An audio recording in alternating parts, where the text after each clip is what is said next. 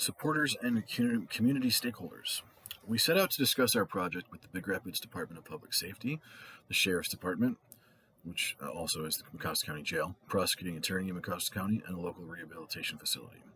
Of the weekly calls we made starting March 7th, we received 0 callbacks. We were able to speak to the Big Rapids Department of Public Safety's Community Relations Officer, Officer Sell, early on, at length and with great assistance. He mentioned that he was not surprised that no one wanted to discuss the project. No one wanted to discuss the project with us, as it was a very touchy issue. He also went on to help guide the language in our solutions to distinguish between the three, and guide our chosen option, solution 3, to a place that he could see being accepted in a county system such as Mecosta County Jail. He provided insight on sentence lengths,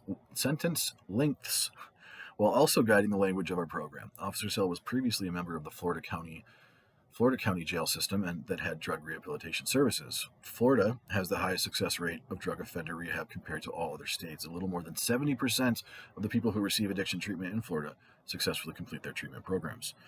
Another generous contributor was Dr. Carolyn Sotheby, who did her dissertation on rehabilitation versus incarceration and worked in a drug court system in Wayne County. She provided a great deal of insight into the downfalls of the drug court system and how our chosen solution would avoid the negative stigmas associated with drug offense while providing real justice to minorities still in prison that can petition to have their cases re-examined for dismissal. Untold numbers of citizens would never get caught up in the quagmire that is the criminal justice system with option 3. Well, with any of the options, but specifically with the option 3 that we've chosen. Our experience with the rest of the entities on the list was not as successful as with Officer Sell and Dr. Sotheby. I left numerous messages with various deputies and Captain Wood at the Sheriff's Department / County Jail, starting weekly, beginning March 1st. I eventually spoke to Susan Vetter, who was helpful, but did want me to know that she in no way could speak for the Sheriff's Department or jail in any official capacity. It's been a long day, but after hearing the proposal, she agreed with Officer Sell of the BRDPS that Solution 3 would be the best option, as it would help those people that probably just made a mistake, while still allowing more severe offenses to be prosecuted.